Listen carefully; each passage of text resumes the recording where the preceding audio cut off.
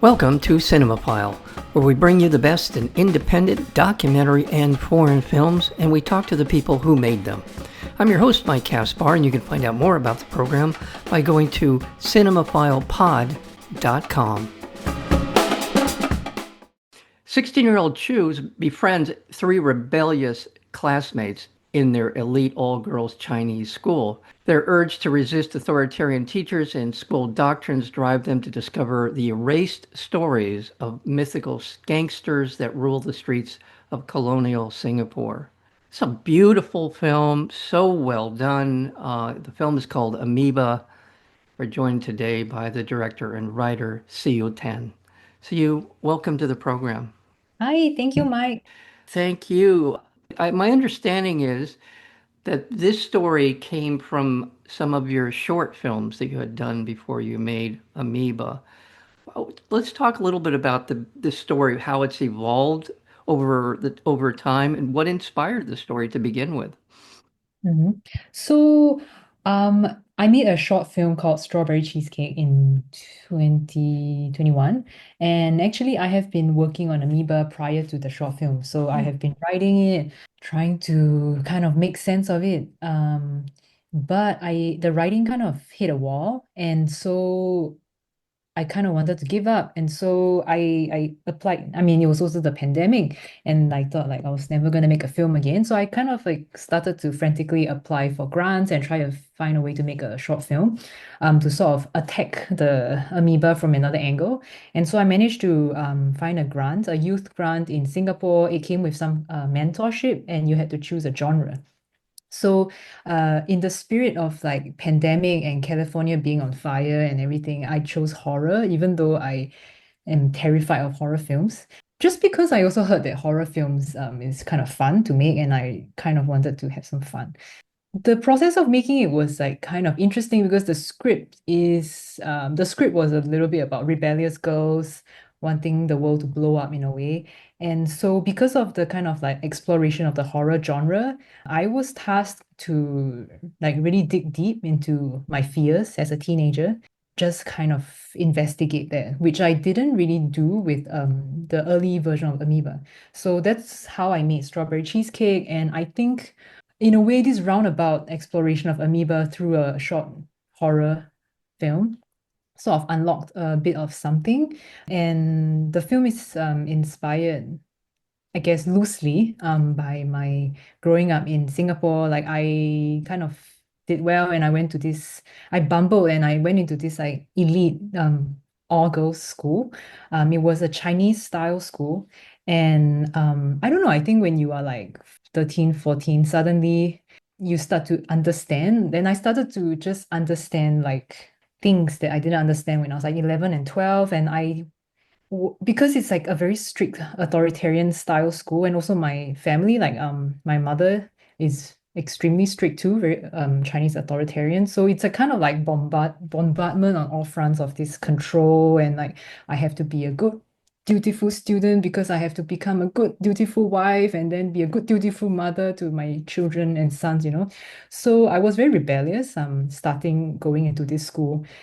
I was like rebellious alone, and it wasn't that fun. So most of my friends were always like trying to coach me, like, oh, come on, don't do that, keep your head down. Everybody was like laughing along, but I was always being told to run, which is like endure everything, even though I mean, everything is like kind of true. Like your bra, the color of your bra is like being policed, and your skirt had to be this length, and your hair, we actually had hair that was above, everything was very controlled, and your fingernails, everything. So after 2 years, you take an exam and then you go into different classes. And being the kind of rebellious, lazy student that I am, I went into like the worst class. Um, and in there was this group of three girls that I had seen before. Like they are like super cool. Like they were always also being in trouble and in detention. And it was like love at first sight. We just became friends. And then it was very fun because what's fun is there to be rebellious alone is better with other people. So we kind of became firm friends, and our teacher like always she didn't joke. Actually, it's not a joke. She liked to be very sarcastic, and she called us the Shaolin masters, in a way that she was always boasting that she can control the Shaolin masters, which is us. But who cares about the teachers and stuff? It was really about our friendship and kind of like finding a group of friends that would do crazy things with me. And also the other thing also is like we were all kind of like tomboyish. And I think that we never really talked about it, but there's all these explorations of sexuality and being this tomboyish group was really going against the grain of this like confusion woman ideal.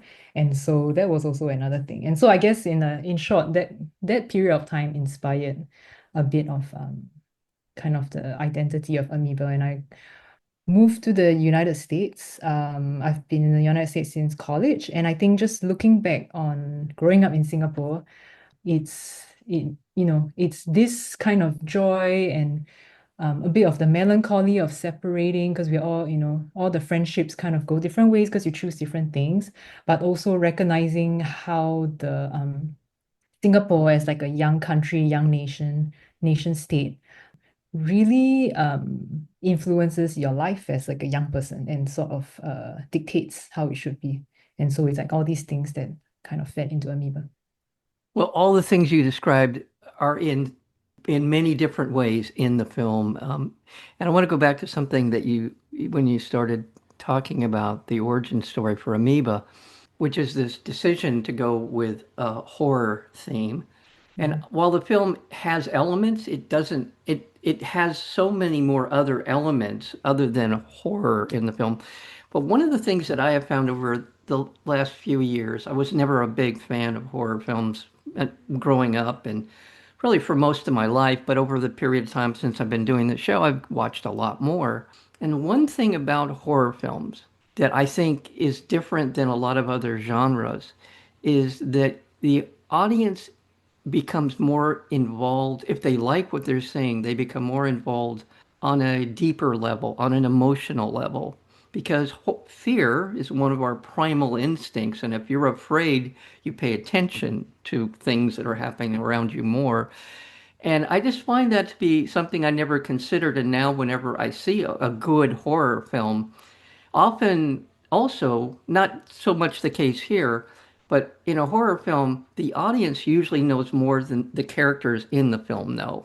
So there is kind of a leapfrogging of the idea of the relationship between the audience and the film itself. So I think that was a good choice on your part because fear that what we see in the film is more like a metaphysical than it is an actual manifestation of something. It's more of a existential kind of relationship to horror in the film. If that makes sense to you.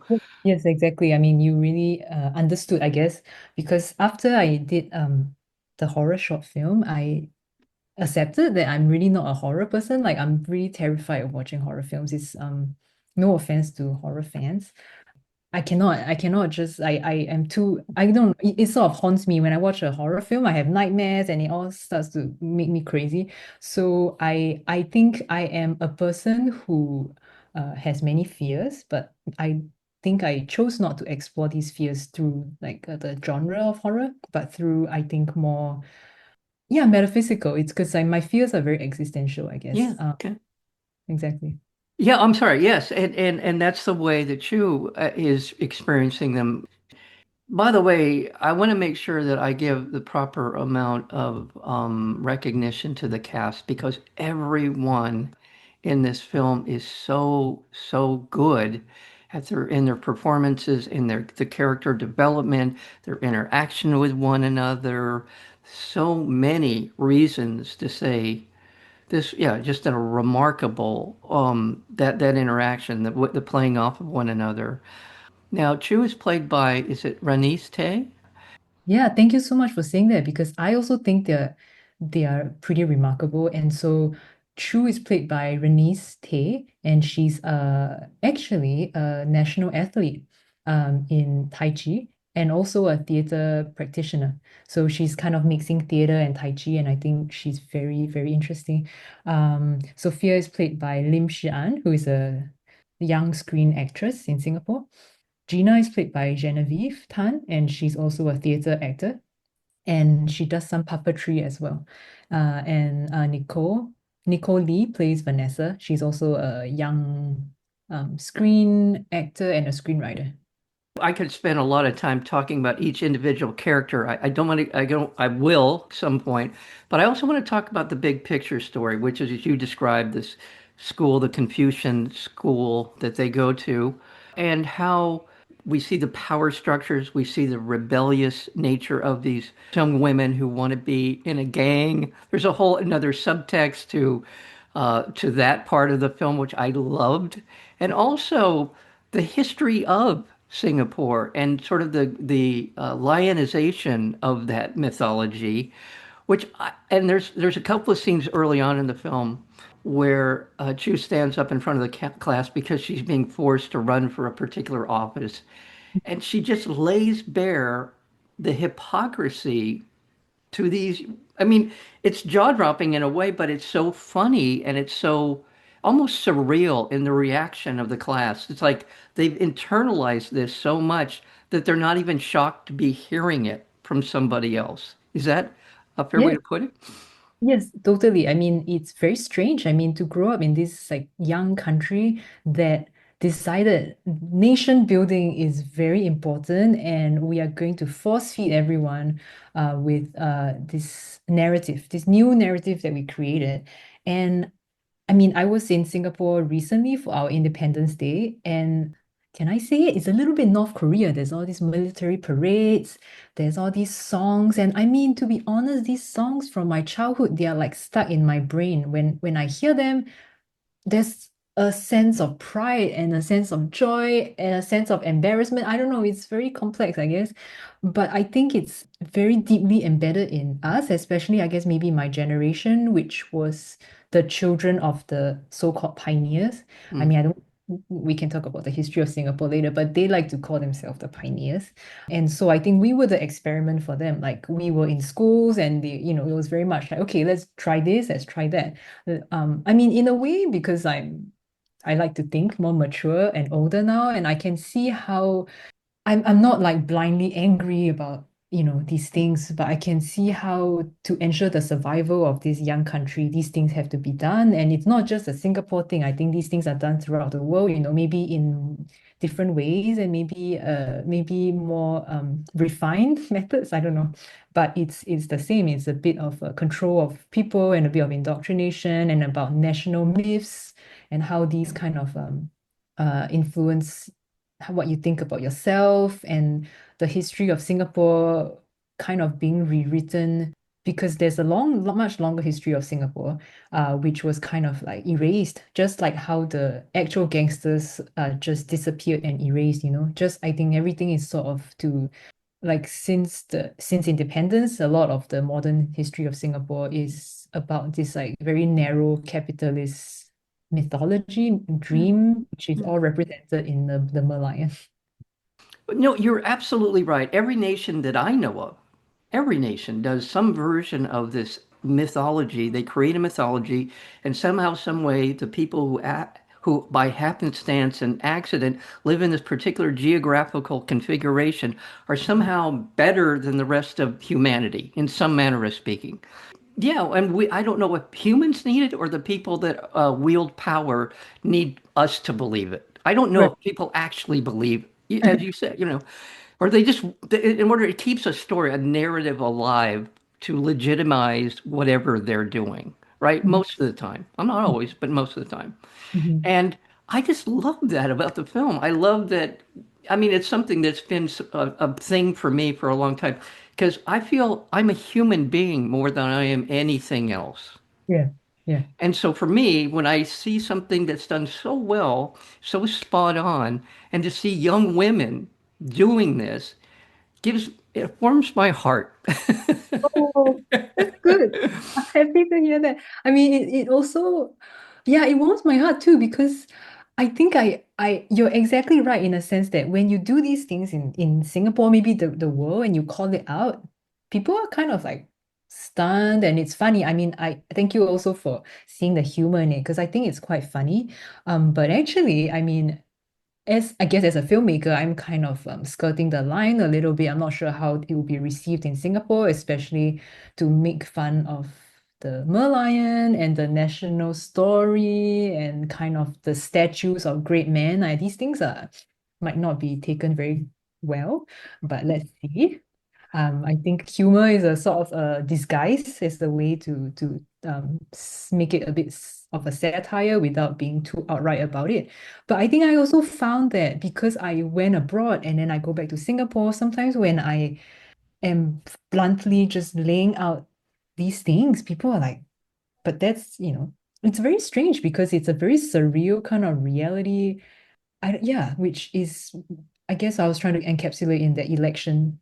Um, And I just will, pardon me, but I feel like this universal, it makes this message, the telling of the story, it will resonate to anyone who takes a few minutes to think about all of the things that you bring up in the film. And there's also nothing wrong with recounting your history and of struggle to become where you are and who you are as a unit, as a civilization, as a society. There's nothing wrong with that. But when we start throwing in, things that are about religion or somehow God reached down and touched the leader, I mean that's where I draw the line. I yeah, get it's human beings that form societies and make them work, yeah, but why do we always have to have some sort of divine intervention in all yeah, of yeah. our stories? It's kind of why? I, Well, I isn't it good enough? I mean, I agree. I mean, I totally agree with you. I think it's a way for maybe it comes from some kind of insecurity that leaders have in like that. Like I guess in the ancient China, it was Huangdi, like the name for him is like the divine person. He's like, no, I mean, you're just a human, right? And also, I very much believe that history is taught and remembered is very insufficient. I think the history is of the history of everyday people that built something together. It's not the history of great men, not a history of wars, like I completely disagree with that. I think who built the country is the people that built the country. yeah, and our ability to get along and move forward Mhm. and create and innovate and make it a better Mhm. society. Those are Mhm. the things that matter. But anyway, Anyway, I want to go back to how good this film is. Amoeba is a wonderful, wonderful film on so many different levels. It's funny, and it's also just this, again, I mentioned seeing these four women struggle with interpersonal relationships. You alluded to some of that earlier, some of the just going in the back and forth, the uncertainty of life, moving. What am I doing? Why am I doing these things? But all of it is done with such a light touch. And these performances are so, I just can't say this enough. Performances by all concerned, the adults in the room are also very good at what they do. And I'm so, again, I'm going to go back to uh, Toronto International Film Festival, the world premiere. I'll let people know very quickly that it will premiere, I believe, on Tuesday, September 9th. It'll be a 9:50 screening at the Scotia Bank at 7 Theater in Toronto, as well as on Wednesday, September 10th. Your reaction when you heard it had been included in the Toronto International Film Festival. Where were you when you heard the news? where was I? I think I was in the US. Yeah, I was back in the US. So, I mean, the first making a film is very crazy. It's a very, I mean, my friends who are older who have made a film, I've seen them through the process. I know it's tough, but when you actually live it, it's crazy because it's like you write this thing for years and then suddenly it goes into production, which is like super fast, and you do post-production and then you kind of wait. It's a test of endurance for sure, and sanity. But anyway, I think I was back in the US because I was in after kind of finishing post on Amoeba, I went back to Singapore to make a propaganda film. I mean, it's not really a propaganda film, but it's a Okay. it's a film to celebrate the nation's 60th birthday. So I was back in Singapore to finish that film, and I think it was a kind of an interesting like to take my brain away from Amoeba, but at the same time, because I went from like feature film to doing this short film, I didn't really have a break. Then when I came back to the US, like it was just an abyss of I don't know what's going to happen to this film. What's my life? how do I make any money? Where am I? Because I haven't been in the US for more than a year. So when I heard, I think it was like surprise. Because when you're in the abyss and any kind of good news is a bit, you Well, know. well, I mean, just so the way I look at the world of film festival, there's Cannes, there's Sundance, there's a few others that jump to mind in terms of their importance in the way for getting the word out about films and filmmakers. And Toronto, to my mind, especially when it's on the calendar in September, is really kind of a shining beacon of for films coming out in the either in the winter of this later on in the year or whatever as such a huge validation of the work of the filmmakers. So that's how I take it. I think Toronto is one of the top 4 or 5 film festivals in the world. So I agree with you. And I think actually Toronto is kind of a perfect place for the film because it's like a very much an audience driven festival. And Toronto is a thriving, diverse city with, all sorts of immigrant communities, very young too, and also a university close by. So I think it's actually like a perfect place for the film for young people, young women, all sorts of people to come and I guess experience this little slice of Singapore. So I'm very happy that it's in Toronto. well, congratulations. One last thing I need to mention is I love the cinematography. I love the different ways it's shooting indoors, outdoors, up close, framing. I thought there was a lot of attention to the way you framed your film. There's so much. So let's talk about, is it Nous Oli? Yes, I mean, I think it's nails, but I Nails. am Okay. Okay. definitely butchering it, but I think it's something like nails. Okay. Just a great look to the film. There's just certain scenes where the way that they were shot, in frame, out of frame, all kinds of different things that really furthered the story, furthered their arc of their particular stories. Mhm. So many different things about the film. So again, the film is called Amoeba, and be looking for this, especially if you're Toronto, but beyond Toronto, be looking for Amoeba. We've been speaking with writer-director Siyou Tan. Thank you so very much. I look forward to your career. I hope you'll find some time again, join us, and because I'm looking forward to it. Thank you, Mike.